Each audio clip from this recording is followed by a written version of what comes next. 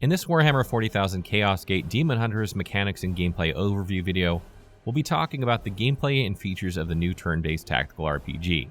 We will dive deep into the world of the Grey Knights when it comes to their classes, abilities, and customization, as well as the game's combat mechanics and headquarters upgrades. Warhammer 40,000 Chaos Gate Daemonhunters is developed by Complex Games and published by Frontier Foundry. It will be released today for PC via Steam and the Epic Games Store. Before we get into the video, however, a big shout out to Epic Games for sponsoring this video, and be sure to use our creator code FEXTRALIFE at checkout if you decide to pick up this game in the Epic Games Store, as it helps support the channel. The link is in the description of the video. Warhammer 40,000 Chaos Gate Daemonhunters is a reboot of the classic Warhammer 40,000 Chaos Gate, which was well known for bringing Games Workshop's created Warhammer universe into the forefront of video games, and is a game I have fond memories of playing. Similar to the current iteration, it featured the tactical turn-based style of play where every Ultramarine and Chaos enemy had a limited number of actions and movements based on their action points. Moreover, players controlled and commanded several squads, including the soldiers themselves, as well as their vehicles, with multiple formation options that changed how missions were approached. Daemonhunters is also often compared to the more recent strategy game XCOM. This is due to the level of customization you have when it comes to building your squad of Grey Knights, from the detail of their weapons and armor to the classes they should focus on. They will then be sent on missions that are brimming with darkness, decay, and despair as they seek to defeat the brutal and unforgiving forces of chaos. There is also a headquarters in the form of a ship where you can conduct research to know more about these enemies, enhance the capabilities of your Grey Knights, and plot the course of your next move. However, what differentiates Daemonhunters from XCOM is that your attacks are not purely at the mercy of RNG, and this makes sense lore-wise. These knights are Space Marines who are direct creations of the Emperor himself using his Genocide. It therefore is reasonable that they are more than capable of accurately shooting and slashing their enemies into pieces. You will always successfully attack, but your chance to deal critical hits is the only RNG defining aspect of these elite units. Daemonhunters is a purely single-player experience with 4 classes to choose from, tons of skills and psychic abilities to enhance, multiple customization options, and several Baleful Edict ship upgrades to acquire. Combat is highly challenging since you are essentially racing against time to eliminate Plague Marines and Cultists as soon as possible. Otherwise, you'll have to face an overwhelming number of them, which could potentially lead to your downfall. In Warhammer 40,000 Chaos Gate Daemonhunters, you take the role of a commander since the one who came before you has died in combat.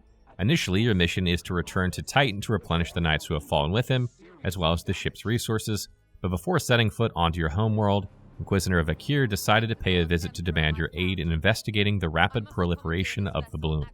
This has been corrupting multiple worlds thus far at the behest of Nurgle, the Chaos God of Disease and Destruction. As such, your course has been diverted to Koromar Prime and its various neighboring sectors to begin a series of dangerous investigations and missions to put an end to this unthinkable plague. Daemonhunters has a dark and grim yet colorful atmosphere that precisely brings Warhammer 40,000 to life, from the intimidating armor of the Grey Knights to their overly religious-looking equipment. Some of them, like Ector, use Games Workshop's font plastered all over his armor, which is a pretty cool Easter egg. The level of detail doesn't end there, as the war that ensues is brutal and chaotic, as it should be, including but not limited to exploding body parts when a grenade detonates, and eviscerating cultists who die at the hands of elite knights. What makes Daemonhunters more exciting to play is the amazing narration and voice acting, coupled with the superb sound effects and music. You will hear the thunderous and heavy footsteps of the Space Marines as you command them to go to different points on the map. Even encounters themselves are brimming with heightened sounds of guns blazing, as well as the meaty swings of their halberds. These meticulous aspects of the game are some of the things that I thoroughly enjoyed seeing and listening to, due to how cohesive and well-made they are, showing the dedication the developers have to expand the Warhammer universe. Warhammer 40,000 Chaos Gate Daemonhunters follows a similar formula to other tactical turn-based games like XCOM. While you're on the ship, you'll be able to repair parts, allocate points to your knight's abilities, and conduct research to learn about the infectious bloom. You can also advance time, which will expedite your research and allow for more missions to spring up on the star map. These are just some of the things you're able to do based on the resources you gain from completing missions. In terms of finishing missions, your ultimate goal is to locate and stem the growing disease that is plaguing the galaxies. On the star map, you will choose the sector you intend to rescue. You will then see the corruption level, the poxis or harmful disease that will be inflicted on your knights, and the type of enemies you'll face. Note that you can bring up to 4 knights per mission. Underneath the main objective is the Glorious Deed. This quickly ramps up Daemonhunters' difficulty and poses a challenge, which when you complete will yield additional rewards. It's a risk-reward system that can critically wound your squad and lead to defeat if not executed properly. Grey Knights are impeccable Space Marines whose goal is to eradicate the forces of chaos and ultimately the Chaos Gods behind them. They possess excellent physical strength and psychic powers that amplify their performance in combat. Because of this, they are extremely durable so they don't die immediately. Unlike in XCOM, where when a character goes down in a mission they permanently perish, these hardy knights survive due to their special resource known as resilience. This lets them take critical wounds afterward without succumbing to their death. When all 3 resilience have been depleted, their Geneseed will be harvested and recycled back into Titan for future use. Once again, this makes sense in the lore since they wear tough armor and have multiple sets of organs to pull through the perils of war. Every time they level up, they gain 2 skill points which can be used to improve willpower or the resource to activate psychic abilities, for example, but note that only those who go on missions progress. There also are a wide variety of abilities available to each class, such as improved crit damage, stronger armor, and higher health. There are 4 classes in the game that distinguishes one knight from the other. You have the Justicar, who is a tank capable of equipping heavier and tougher armor to withstand the high damage dealt by enemies. This is due to their Aegis Shield ability, which further amplifies their armor. Next is the Purgator, who deals excellent ranged and melee damage due to the variety of ranged weapons and damage bonuses they receive. For the more melee-focused class, you're going to want the Interceptor since their attacks are immune to getting parried. What's more is they can easily teleport behind the enemy to deal deadly melee damage. And finally, you have the Apothecary, who heals allies in combat. For every knight you command, you can change their respective loadout, which is comprised of ranged and melee weapons, armor, and war gear. Specifically, the latter lets you choose from grenades, servo skulls like the Medicae skull to heal allies from afar, or additional equipment to improve passives. You can see their armaments on the right-hand side of the screen. Accumulating requisitions from missions and finishing glorious deeds will allow you to recruit more knights while gaining higher ranked equipment. Similar to the tabletop version of Warhammer 40,000, you'll be able to heavily customize each and every one of your Grey Knights under the Characters section. You can change how every knight looks in terms of their skin and hair color, chest, pauldron, and greaves, to name a few. It's also possible to alter their crest and names.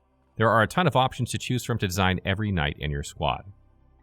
Warhammer 40,000 Chaos Gate Daemonhunters features a similar grid-based combat style that's reminiscent of XCOM and King Arthur Knight's Tale. There is the usual AP system that restricts your actions and movements per turn, while alternating from one knight to the next. Actions correspond to skills that will allow you to reload your weapon, deal damage, and sever the arms of enemies to prevent them from dealing range damage. But you need to be careful in moving from one area to the next, especially when hostile creatures are nearby, because you can get hit by attacks of opportunity or rear strikes. They can also cast Overwatch to automatically hit you should you enter certain boundaries. Unlike other Space Marines, Grey Knights are able to utilize psychic abilities to destroy enemies faster, but this comes with a huge cost. This is another risk and reward aspect of Daemonhunters because doing so increases the Warp Surge meter, which pertains to the sector's corruption level. Warp Surge rises over time, but you can slow the process by minimally triggering psychic abilities only when you're fighting select and powerful foes. Once the meter reaches 100%, it will trigger an RNG event that will make the encounter much more demanding. This includes enemies gaining mutations, thereby amplifying the range of their weapons, and even dealing an affliction, which damages your knights over time. What's unique with Daemonhunters is the precision targeting system. This lets you make strategic decisions on how you intend to attack an enemy from a distance or up close. For example, you can choose to stun a target or prevent them from shooting using their autogun. Should you select the latter, you will dismember them and limit their actions. It's a very cool mechanic that gives you control over what you're able to do on the battlefield. Furthermore, you also have bonus actions in the form of stratagems, which are employed to select knights. One example is providing them with extra AP to perform additional attacks, such as hurling a grenade over a group of cultists. One of the best parts of combat is having the ability to interact with the environment as an alternative to destroying enemies. For instance, you can decide to shoot a statue and then determine the angle and position of where it will fall to considerably harm them. It's a fun way to utilize your surroundings in the game. Formation and positioning are keys to succeeding encounters. Prioritizing taking cover to reduce the range damage your knights receive is essential to keep their wounds at bay. Knowing where to place specific classes to protect others and identifying the best course of action, whether to use grenades now or later, will impact the outcome of combat. Furthermore, and similar to King Arthur Knight's Tale, when you begin a mission, you need to finish it. You won't be able to change your loadout, so you have to know the best gear to bring right from the start. In the end, your knights can incur light or critical wounds, which determines the number of days before their HP fully restores. Should you decide to deploy them again to the battlefield afterward, they will incur an HP penalty if they have not been fully recovered. One of the things that can feel repetitive is the animation involved for almost every action you and the enemy take in combat, especially after long playtime hours. Thankfully, this can be drastically reduced by going to the game settings, General tab, and then Action Camera. You can then set both combat and ship events to never to reduce the amount this happens. When it comes to the difficulty modes, you can choose between Merciful, Standard, Ruthless, and Legendary, with Merciful being the easiest. Legendary is the hardest mode due to how long it takes to research and reconstruct the ship, as well as how beefed up enemies are because of significant increases to their HP. You can also enable the Grand Master mode to limit your saves to one auto-save slot if you want to up the ante, similar to Iron Man in XCOM or the Roguelite mode in King Arthur Knight's Tale. After every mission, you'll be rewarded with several resources including servitors and grimoires, which are used in the Manufactorium and the Libris Malisus, respectively.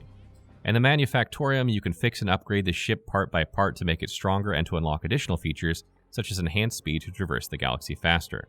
On the other hand, in the Libris Malius, you will gain access to other stratagems and the prognosticars to help you understand the enemy to fight them better. Be sure to take the time to visit both these areas after completing a mission so you can quickly upgrade the Baleful Edict.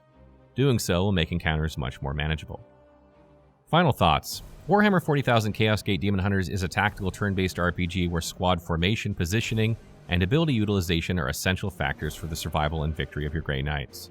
There are even risk-reward features such as the Warp Surge that makes them even more challenging yet satisfying upon completion.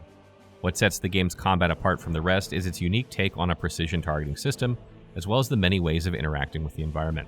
These both provide players with the freedom to control the battlefield however they like.